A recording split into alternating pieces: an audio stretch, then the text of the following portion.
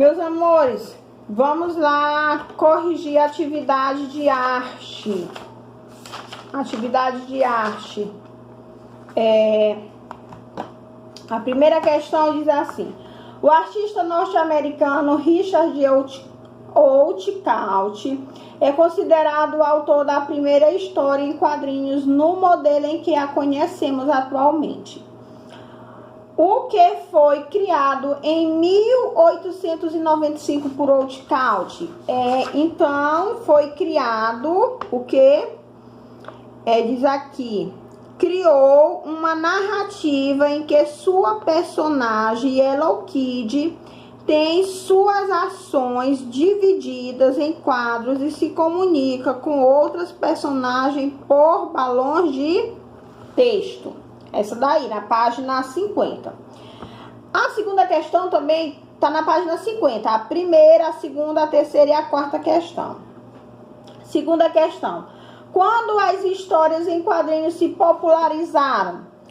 Essas histórias em quadrinhos se popularizaram ao longo do século XX. Ao longo do século XX.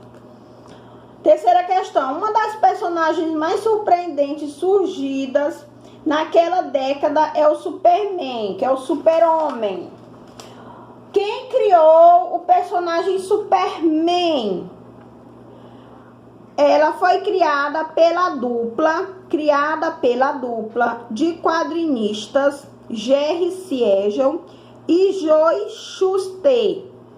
Suas histórias apresentavam elementos de outros heróis da época, só até.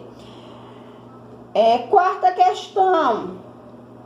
Qual era a diferença do Superman em relação aos outros heróis? O Superman em relação aos outros heróis é aquele que era um ser do outro planeta, dotado de poderes extraordinários. Que ele era um ser de outro planeta dotado de poderes extraordinários. A quinta questão vocês vão encontrar na página 51. A quinta questão diz assim: a primeira história em quadrinho publicada no Brasil é de 1869. O que ela narrava? Ela narrava as aventuras de Nhoquim, um personagem criada pelo cartunista italiano Angelo Agostini. Sexta questão. Agostini também trabalhou na primeira revista em quadrinhos do Brasil, o Tico Tico. Quando circulou seu primeiro número? Seu primeiro número circulou em 11 de outubro de 1905.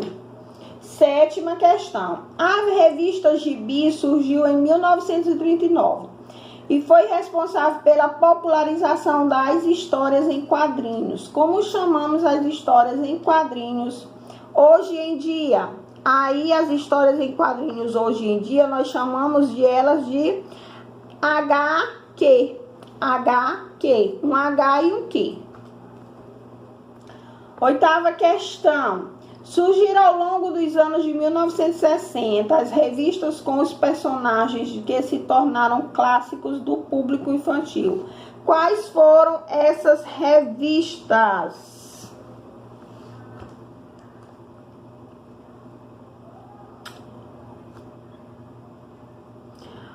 O Menino Maluquinho e Pererê, de Ziraldo, e a Turma da Mônica, de Maurício de Souza. Menino Maluquinho e Pererê, de Ziraldo, e Turma da Mônica, de Maurício de Souza.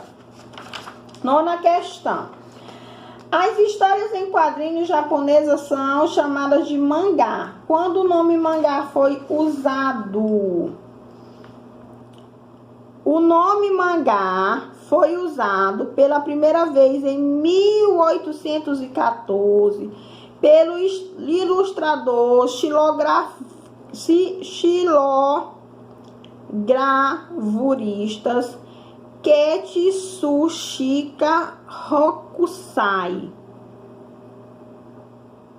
viu? Até esse nome japonês aí. A 10ª questão.